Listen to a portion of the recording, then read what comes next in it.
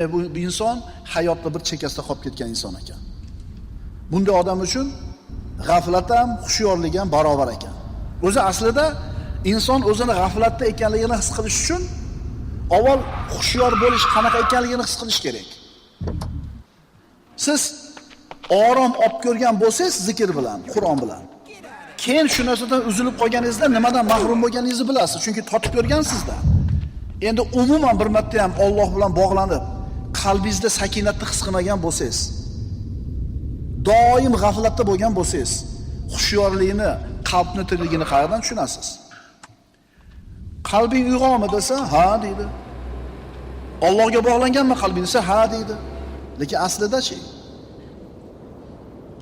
Inson Allohdan ajralib qolganligini his qilish uchun avval Allohga bog'lanib ko'rgan bo'lishligi kerak. Hasan Basriy aytayapti, halovatni 3 ta narsada istaylar. Birinchisi namozda, zikrda, Qur'on tilovatida.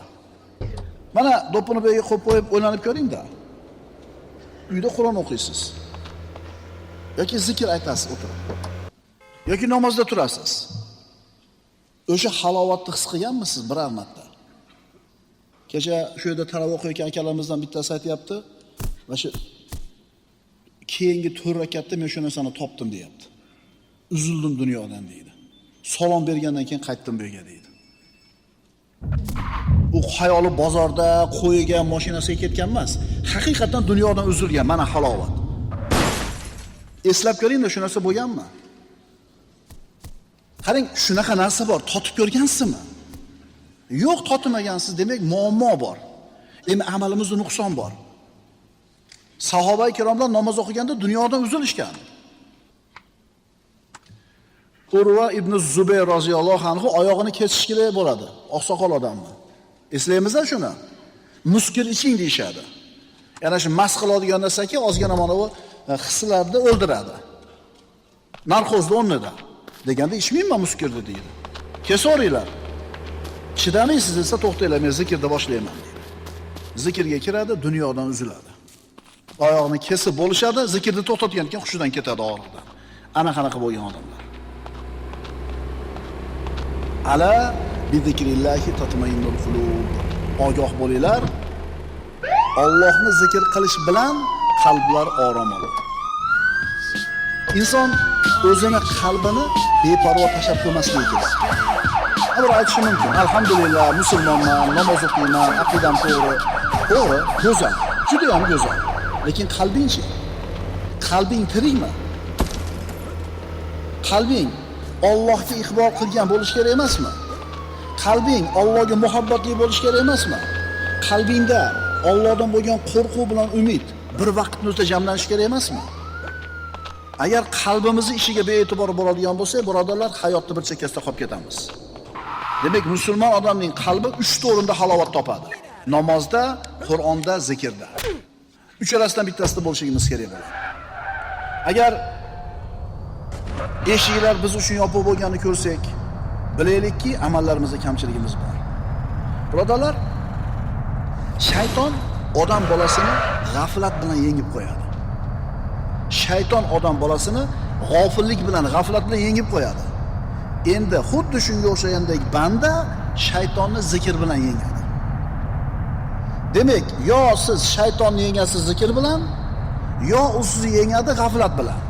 Demak, siz yo g'olibsiz, yo mag'lubsiz. Uchinchi variant yo'q. Odamlarda juda ko'pchiligi mag'lub, g'ofil. Zikr solih amallarning ruhidir. Zikrsiz solih amal mayyitdir. Ya'ni qalbingiz bilan turibsiz, iqbol qilib Allohga namozda. Yoki she'rlardan uyalganingizdan turibsiz, chiqib ketgan. O'zi chiqib ketgingiz kelyapti. Demak, qalb o'lik, chiqib ketavering uni bo'ladigan bo'lsa. Ehson qilgingiz yo'q. Qalbingiz bilan emas bu. Sheringizdan hijolat olgandan beryapsiz. Demak, o'lik bu amal. Demak, birodarlar, zikrsiz, tirik qalbsiz solih amallar o'lik bo'ladi. Hozirgi kunda birovga yaxshilik qilib bo'lmaydi degan gaplarni eshitib qolamiz-a? Hozir birovni yaxshiligini bo'ladigan zamon emas. Eshitamiz, ehtimol o'zimizdan ham chiqib qoladi. Bilasizmi kim aytadi bu gapni? Qalbi o'lik odam aytadi. Agar insonni qalbi o'lik bo'lsa va mana shu holatida solih amal qiladigan bo'lsa, uning bu amali ko'proq odamlarni rozi qilish tarafiga oqib ketadi. Nifoqqa oqib ketadi. Riyoga, xo'ja ko'rsinga oqib ketadi. Qaytaraman. Agar insonning qalbi o'lik bo'lsa, zikr bilan tiriltirib olmagan bo'lsa, qalbi o'lik bo'lsa, g'ofil bo'lsa, shu holatda qilgan savob amallaridan odamlardan mukofotni kutishni boshlaydi. Odamlardan rahmatni, minnatdorchilik kutishni boshlaydi.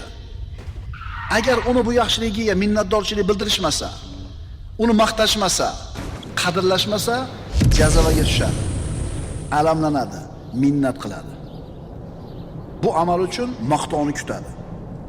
Qilgan amalingiz uchun maqtovni kutayotganligingiz, birodar, qalbingizni o'likligiga dalolat.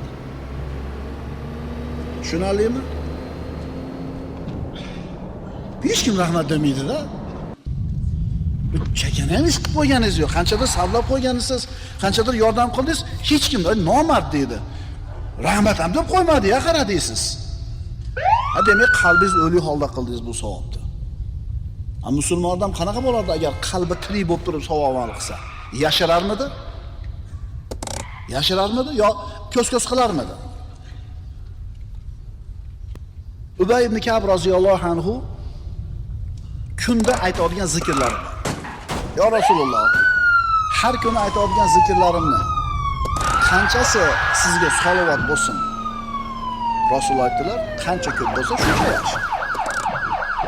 Kunda aytadigan zikrlarimni 3 dan biri sizning zikringiz bo'lsinmi? Bir soat zikr aytadigan bo'lsa ertalab, shundan 3 dan biri sizga salovat bo'lsinmi? Qancha ko'p bo'lsa shuncha yaxshi. Yarmi sizga salovat bo'lsinmi? Qancha ko'p bo'lsa shuncha yaxshi. Hamma zikrim sizga salovat bo'ladi. Nabiy sallallohu alayhi vasallam qarab turib, "Idan tukfa hammuka va yughfaru dhanbuka" dedilar. Unday bo'lsa, gunohlaringiz kechirilishi, g'amlaringiz hal bo'lishiga kifoya qilar ekan-da dedilar. Qanday? Kuni bir soat salovat aytib qo'ysam, shu bilan problema hal bo'lib qoladimi?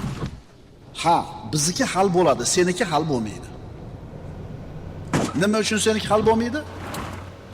Sen ishonmayapsan. Seniki hal bo'ladi. Sen million marta aytsang ham hal bo'lmaydi. Chunki Rasulullohning so'zini aqidaga olmayapsan, iymonga. Birodarlar, bizning muammoimiz shunda. E'tiqodimiz, ishonchimiz sus. Gunohlaringni kechirilishiga kifoya qiladi, g'amlaringni yechilishiga kifoya qiladi. Demak, birodarlar, zikr bu qalbning hayoti. Zikr bu qalbning suvi. Qalb faqatgina Allohning zikri bilan tirik bo'ladi. Qalb faqat Allohning zikri bilan orom oladi. Zikr mo'minni shaytonga va nafsiga qarshi bo'lgan quroli. Inson zikr bilan shayton va nafsini yengadi yoki shayton uni g'aflat bilan yengib qo'yadi. Inson yo g'olib bo'ladi, yo mag'lub. Aqulu qawli hada va astagfirulloh li va lakum. Assalomu alaykum va rahmatullohi ta'ala va barakatuh. Bismillahirrahmanirrahim. Alhamdulillahi rabbil alamin. Wassalatu wassalamu ala ashrafil mursalin wa ala alihi wa ashabihi ajma'in. Amma ba'd. Assalomu alaykum va rahmatullohi ta'ala va barakatuh. Tazkiyatun nafs silsila darslaridan birodarlar, zikr manzilatini o'qiyotgan edik, davom etamiz. Zikr shaytonni quvadi va savalaydi. Zikr Alloh taoloning rozi bo'lishiga sabab. Zikr g'am anduhlarni ko'tarilishiga sabab. Zikr shodlik va sururga sabab. Zikr qalb va badanning quvvatli bo'lishiga sabab. Zikr qalb va yuzni nurli bo'lishiga sabab. Zikr rizqning keng bo'lishiga sabab. Zikr mahobat, halovat va go'zallikka yetishga sabab. Zikr Alloh taoloning muhabbatiga sabab. Zikr Alloh yaqin bo'lishiga sabab. Zikr ihson martabasiga yetishga sabab. Zikr Allohga qaytishni o'rgatadi. Zikr ma'rifat eshigini ochadi. Zikr sababli Alloh bandani zikr qiladi. Zikr qalbning tirik bo'lishini hisoblaydi. Birodalar, zikr Alloh taolo aytgan vala zikrullohi akbar. Allohni zikr qilishlik, Allohning zikri eng buyuk narsa. Zikr eng buyuk narsa. Qur'oni Karimda zikr 10 xil vajh bilan vorid bo'lgan. Bugun shularni o'qiymiz. Birinchisi, Alloh taolo zikr qilishga mutlaq va muqayyat buyurgan.